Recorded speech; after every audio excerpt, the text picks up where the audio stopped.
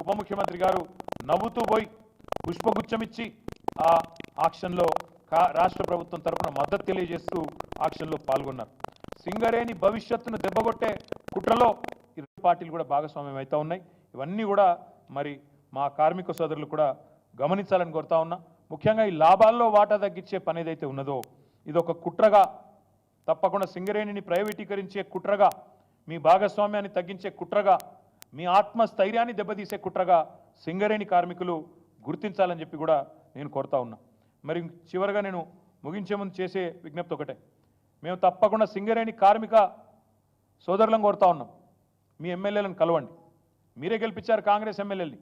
ఇంటికి పోండి, కలవండి, అడగండి 16.9% ఎందుకు ఇస్తున్నారు, 33% ప్రకటించి అని అడగండి.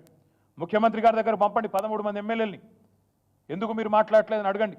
భూపాలపల్లి ఎమ్మెల్యే, కొత్తగూడెం ఎమ్మెల్యే, అదేవిధంగా మిగతా చెన్నూరు, బెల్లంపల్లి, మంచిర్యాల, రామగుండం మంత్రిని ప్రాతినిధ్యం వహిస్తున్న మంత్రి గారు అందరూ కూడా తప్పకుండా స్పందించాలని చెప్పి నేను డిమాండ్ చేస్తూ ఉన్నా. తప్పకుండా మీరు అడగాలని చెప్పి కూడా నేను కోరుతా ఉన్నా. ఏఐటీయూసీ కూడా గుర్తింపు సంఘం మీరు మాట్లాడాలా, స్పందించాలా. కూననేని సాంబశివరావు గారు కూడా మాట్లాడాలని కోరుతా ఉన్నా. భారతీయ జనతా పార్టీ ఎవరైతే కుట్రలు చేస్తూ ఉన్నారో వారు కూడా తప్పకుండా మాట్లాడాలి, స్పందించాలని చెప్పి కూడా నేను డిమాండ్ చేస్తూ ఉన్నా. నిజంగా కూడా ఈ ప్రభుత్వం, నేను ఈ చెప్పిన వివరాల్లో, నేను చెప్పిన మాటల్లో ఏమైనా తప్పు ఉంటే ప్రభుత్వం తప్పకుండా స్పందించాలి. నేను కావాలంటే మొత్తం వివరాలు కూడా నేను మీకు ఇస్తాను. ఏమేం జరిగింది, ఎట్ట జరిగింది అనేది కూడా మొత్తం ఇస్తాను. మీరు కూడా చూడండి. తప్పకుండా సింగరేణి కార్మికులకు అందరం కూడా అండగా నిలబడదాం.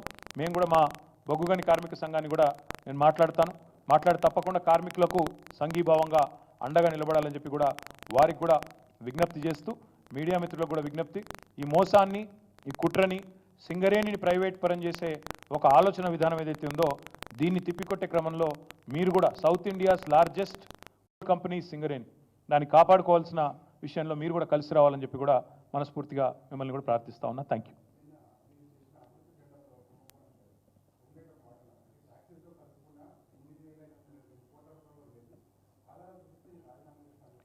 మంత్రి గారు కాదు, ముఖ్యమంత్రి రాజీనామా చేయాలి తొందరలో, నువ్వేం టెన్షన్ పడకు. నాకు తెలిసి పొంగులేటి గారు మొత్తానికి సీఎంని ఫిక్స్ చేసేందుకు ఫిక్స్ అయినట్టున్నాడు. ఎందుకంటే 2 విషయాలు క్లియర్ బ్రదర్. ఒకటి, ఈ ప్రభుత్వానికి చట్టాలు తెలిసినట్లు లేవు, చుట్టరికాలు కూడా తెలిసినట్లు లేవు. భార్య తమ్ముడు తప్ప ఆయన బావమరిది కాదంటాడు. భార్య తమ్ముడు ఏమవుతాడు తమ్మి నీకు? బావమరిదే కదా తమ్మి. మరి నేను అదే అన్నా, ముఖ్యమంత్రి గారి బావమరిది అని నేను చెప్పిన, ఆశ్రిత పక్షపాతం అని చెప్పిన, ఆఫీస్ ఫర్ ప్రాఫిట్ అనే నిబంధన ఉందని చెప్పిన. అది ఎవరో తెలియదు, ప్రివెన్షన్ ఆఫ్ కరప్షన్ యాక్ట్ మీ రాజీవ్ గాంధీ తెచ్చిండు 1988లో చెప్పిన. సెక్షన్ 7, 11, 13 3 చదివి వినిపించిన. ఇవన్నీ విన్న తర్వాత పొంగులేటి గారు ఆగమేఘాల మీద వచ్చి ప్రెస్ మీట్ పెడితే నాకు అర్థమైంది ఏంటంటే, అర్జెంటుగా ముఖ్యమంత్రి గారిని పదవిలోంచి ఊడబిక్కాలనే ఎజెండా మంత్రి గారికి ఉన్నట్టున్నది. రూపాయి కరప్షన్ జరిగినా, 8,888 కోట్లు జరిగినా దానికి ఖచ్చితంగా తప్పకుండా చర్య ఉంటుంది. ఆ అవినీతి వ్యతిరేక చట్టం కింద, ప్రివెన్షన్ ఆఫ్ కరప్షన్ యాక్ట్ కింద తప్పకుండా చర్య ఉంటుంది.